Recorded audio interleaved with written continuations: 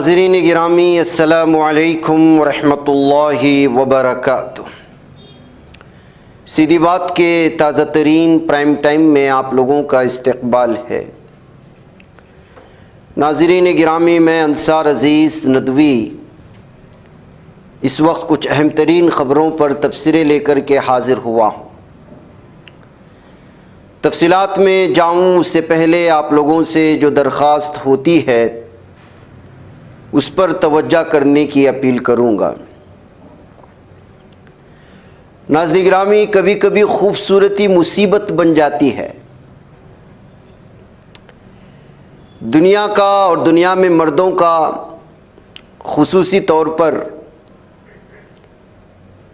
ये उनकी तबीयत होती है कि उनकी बीवी खूबसूरत हो और देखने वाले लोग उसकी खूबसूरती को भी बयान करें, तारीफ़ करें। लेकिन बाज़ लोगों के लिए खूबसूरती बड़ा मुसीबत का बाइस बन जाती है तो वो ख़तरनाक इक़दामात करते हैं। जैसे उमेश नामी एक शोहर ने अपनी बीवी की खूबसूरती को दर्द-ए-सर समझ बैठा,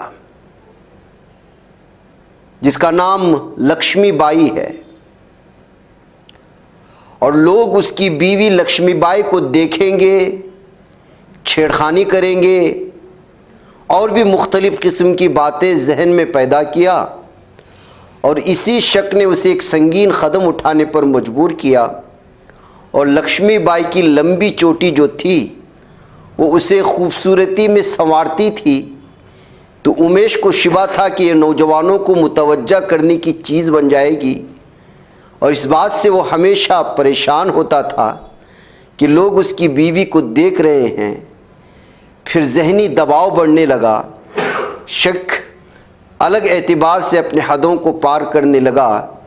तो उमेश ने एक शदीद फ़ैसला किया और इतवार की रात नशे में घर वापस आने के बाद अपनी बीवी से झगड़ा शुरू कर दिया और फिर ब्लेड से अपनी बीवी का सर मोंड दिया ताकि वो खूबसूरत ना लगे और किसी की तवज्जो हासिल ना करे।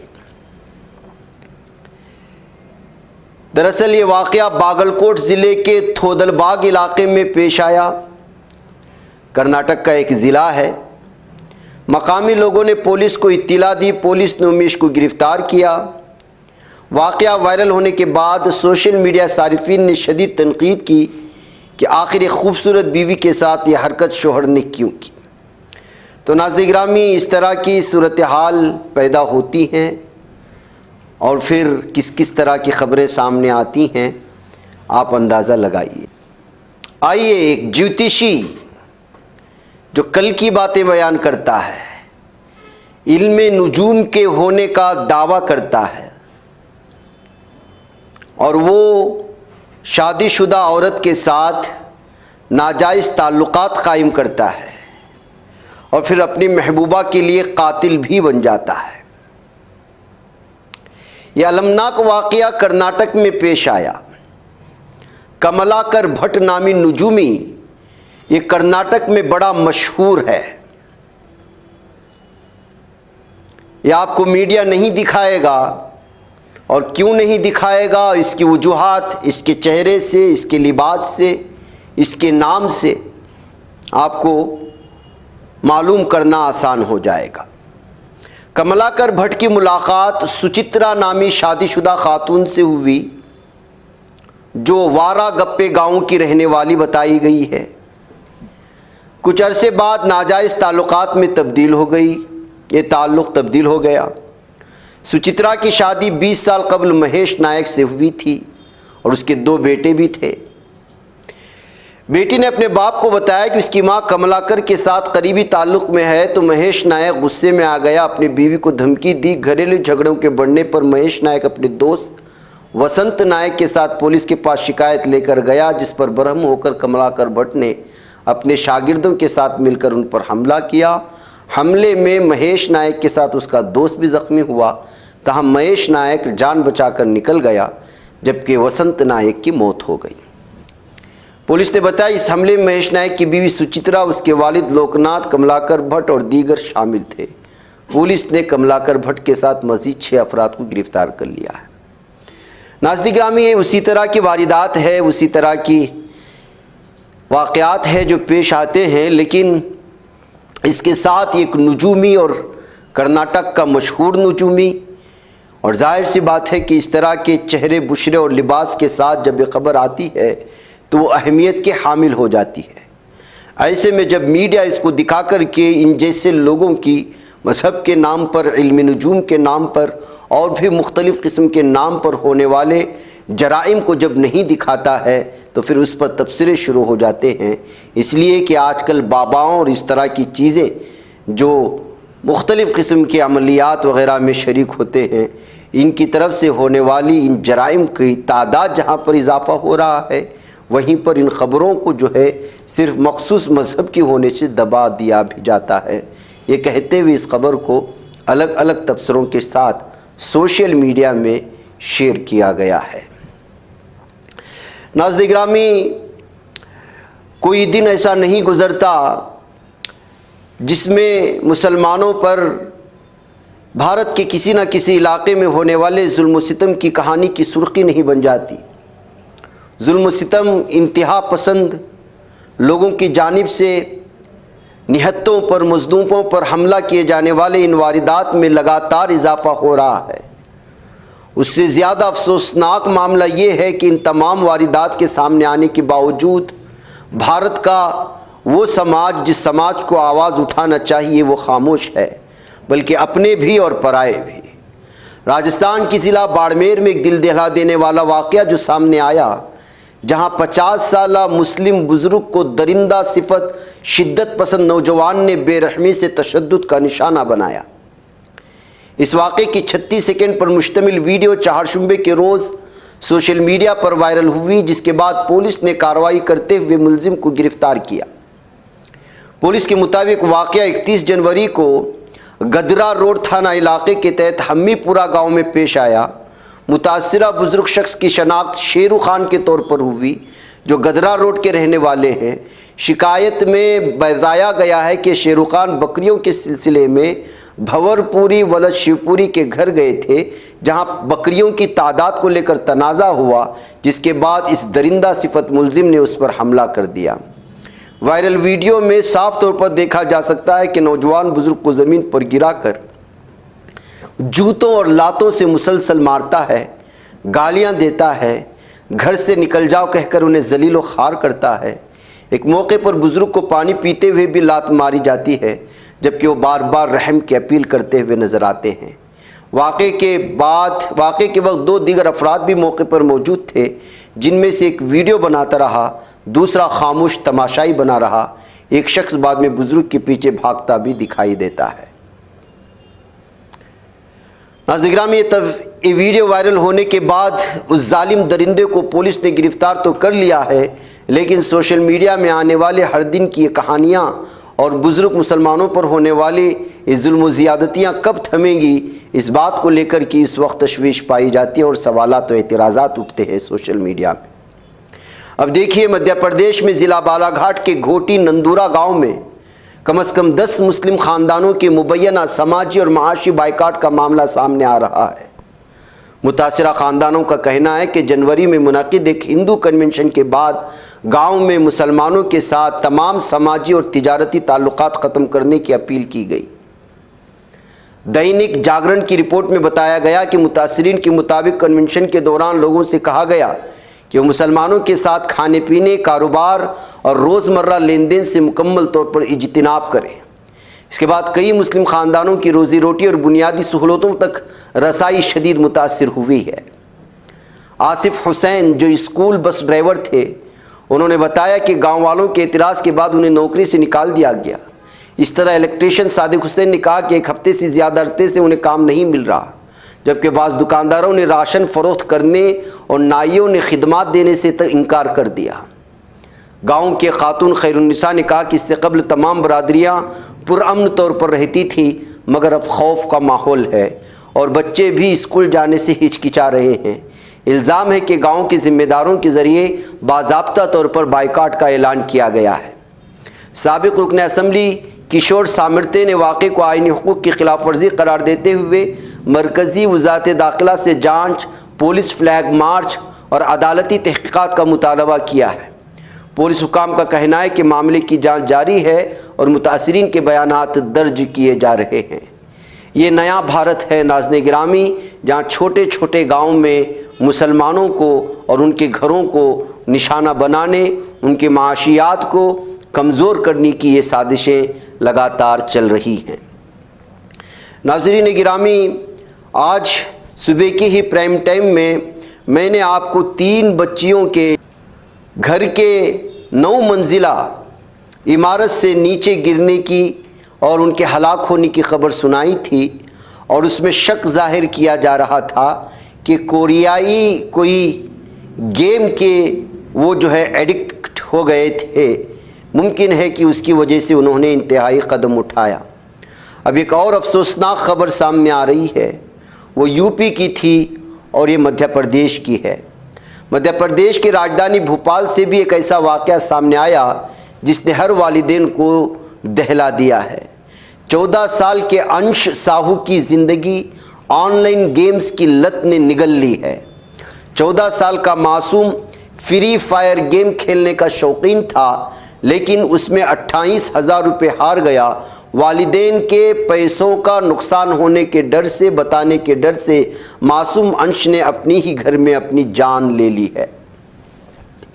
अंश के वालिदैन 13वीं में शिरकत करने गए हुए थे।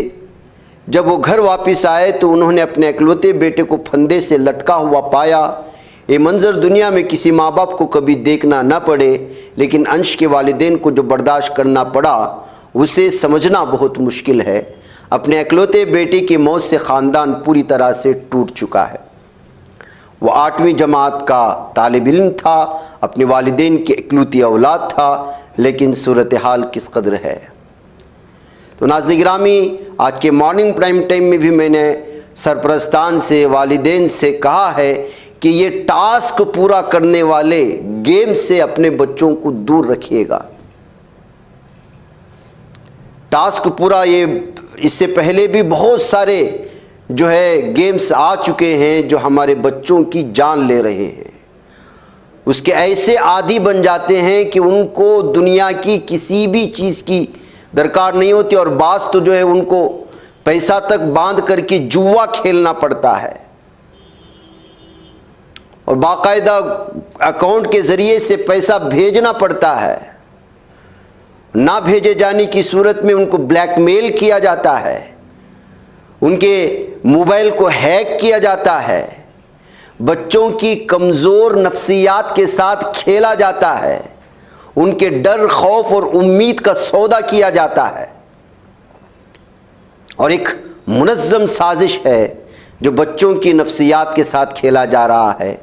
ऐसे में बच्चों को मोबाइल के गेम से अगर दूर नहीं रखेंगे तो जाहिर सी बात है कि इसके असरात उसकी ज़िंदगी पर तो पड़ेंगे ही, साथ में उसके आदात को भी बुरी तरह से मुतासिर करेंगे, और वो बड़ा गुस्सेला और बात ना मानने वाला ज़िद्दी बच्चा बन जाता है। और यही जब लत आगे पड़ जाती है तो बड़े बड़े जुओं में जो है फिर वो शरीक होना शुरू कर देता है। इसलिए इस तरह की गेम से, इस तरह की चीज़ों से अपने बच्चों को बचाना इस वक्त की बहुत अशद ज़रूरत है। नाज़रीन गिरामी, आलमी सतह की ख़बरों पर कुछ नज़र कर लेते हैं। लीबिया के साबिक़ रहनुमा कर्नल मुअम्मर क़ज़्ज़ाफ़ी के बेटे सैफुल इस्लाम क़ज़्ज़ाफ़ी का गोली मारकर कत्ल कर दिया गया है। लीबियाई मीडिया के मुताबिक उनकी मौत की तस्दीक मंगल 3 जनवरी को की गई। सैफुल इस्लाम की उम्र तकरीबन 53 साल थी। उनके वकील ने बताया वाक़या लीबिया के जंतान शहर में पेश आया, जहां उनके घर 4 मुसल्लह अफराद लोगों ने हमला किया। हमला आवरों को एक कमांडो यूनिट बताया गया है। फ़िलहाल ये साफ नहीं हो सका है कि हमला किसने और क्यों किया है। एक रिपोर्ट के मुताबिक सैफुल इस्लाम को एक वक्त अपने वालिद का जानशीन माना जाता था। वो लीबिया की सियासत में एक अहम चेहरा थे। उनके वालिद मुअम्मर क़ज़्ज़ाफ़ी ने 1969 से लेकर 2011 तक लीबिया पर हुकूमत की थी। 2011 में बगावत के बाद मुअम्मर क़ज़्ज़ाफ़ी हुकूमत का ख़ात्मा किया गया। ये अमेरिका की मुकम्मल साजिश थी। ये एक लंबी कहानी है। 1972 में पैदा हुए सैफुल इस्लाम ने 2000 के बाद लीबिया और मगरिबी ममालिक के दरमियान रिश्ते बेहतर करने में अहम किरदार अदा किया था। उन्होंने कई बैनुल अक़वामी बातचीत की क़ियादत की थी। इन्हीं कोशिशों के सबब लीबिया ने अपना जौहरी प्रोग्राम छोड़ दिया था, जिसके बाद मुल्क पर आयद कई बैनुल अक़वामी पाबंदियाँ हटा ली गई थी। इससे सैफुल इस्लाम की सियासी ताकत और पहचान में इजाफा हुआ था। हालांकि वो किसी सरकारी ओहदे पर नहीं थे। उनकी मौत की शायद यही वजह हो सकती है, ये इस वक्त कहा जा रहा है। उधर ईरानी सुप्रीम लीडर आयतुल्लाह ख़ामेनी ने मुल्क में हालिया फसादात को अमेरिका और इसराइल की साजिश करार दे दिया। साथ ही वाज़े कर दिया कि इस साजिश को ईरानी कौम ने नाकाम बनाया। आयतुल्लाह ख़ामेनी ने सोशल मीडिया पर जारी बयान में कहा कि कहना महज इल्ज़ाम नहीं कि मनसूबाबंदी बैरून मुल्क की गई, बल्कि ख़ुद अमरीकी सदर के बयानात इस बात का वाज़ेह सबूत हैं, जिनमें उन्होंने फसादियों को मुखातब करते हुए कहा कि आगे बढ़ते रहो, मैं मदद के लिए आ रहा हूँ। सुप्रीम लीडर ने कहा कि हालिया फसादात दर हकीकत बगावत की एक कोशिश थी, जिसे बैरून मुल्क से कंट्रोल किया जा रहा था। CIA और मोसाद ने बगावत को हवा देने के लिए तमाम वसाइल इस्तेमाल किए, ताहम उन्हें शिकस्त का सामना करना पड़ा। ईरानी सुप्रीम लीडर ने कहा कि ईरान आलमी जारह ताकतों के मफादात से टकरा रहा है, इसलिए कहना कि मुल्क में हालिया फसादात आखिरी थे दुरुस्त नहीं होगा। उन्होंने कहा कि सिलसिला उस वक्त तक जारी रहेगा जब तक दुश्मन मुकम्मल तौर पर मायूस न हो जाए और ईरानी कौम यकीनन इस मिशन में कामयाब होकर रहेगी। नाज़रीन गिरामी, उधर भारतीय हुक्काम ने एक बरतानवी जोड़े को राजस्थान के अजमेर में अवामी मकामात पर इसराइल मुखालिफ और फ़िलिस्तीन के हामी स्टिकर्स लगाने के बाद मुल्क छोड़ने का हुक्म दिया है। इंटेलिजेंस एजेंसियों ने इसे संगीन मामला समझते हुए ज़िली पुलिस को अलर्ट किया, जिसके बाद दोनों गैर मुल्की शहरियों से पूछगछ की गई। इत्तलात के मुताबिक लुइस गैब्रिएल डी अपनी गर्लफ्रेंड अन्विशी एमाक्स्टेन के साथ सयाहती वीज़े पर भारत आए हुए थे और पुष्कर में क़याम पजीर थे। 21 जनवरी को इंटेलिजेंस को इत्तला मिली कि जोड़ा अजमेर के मुख्तलिफ अवामी मकामात पर सियासी स्टिकर चस्पा कर रहा है। इंटेलिजेंस ने फिर दोनों की शनाख्त के लिए CCTV फुटेज और मकामी मालूमात का जायज़ा लिया। मामले की संगीनी को देखते हुए ज़िली पुलिस को शामिल किया गया। तो नाज़रीन गिरामी, इस तरह से फ़िलिस्तीन की हिमायत करने और ज़ालिम इसराइल की मुखालिफत करने के लिए बैरूनी जोड़े के साथ इस तरह का जो है मुल्क को छोड़ने की हिदायत जारी करने के बाद सोशल मीडिया में अलग अलग तरह के तनकीदी जो है तज्ज़िये पढ़ने को मिल रहे हैं। उधर बांग्लादेश में भी नाज़रीन गिरामी इंतखाबात से कबल सियासी तशद्दुद में इजाफ़ा देखा जा रहा है। 11 अफराद के हलाक होने और 616 लोगों के ज़ख्मी होने की खबरें सामने आ रही हैं। मकामी मीडिया ने ढाका की इंसानी हुकूक तंजीम के हवाले से बताया है कि जनवरी महीने में तशद्दुद के वाक़यात में दिसंबर 2025 के मुकाबले में खासा इजाफ़ा रिकॉर्ड किया गया। इंसानी हुकूक तंजीम आइन व सराइश मरकज़ की ताज़ा रिपोर्ट के मुताबिक जनवरी में सियासी तशद्दुद के 75 वाक़यात दर्ज हुए, जिनमें 616 अफराद ज़ख्मी, 11 हलाक हुए। इसके मुकाबले में दिसंबर 2025 में 18 वाक़यात पेश आए थे, जिनमें 268 अफराद ज़ख्मी और 4 हलाक हुए थे। नाज़रीन, मुझे इजाज़त दें। अस्सलामु अलैकुम व रहमतुल्लाहि व बरकातुहू।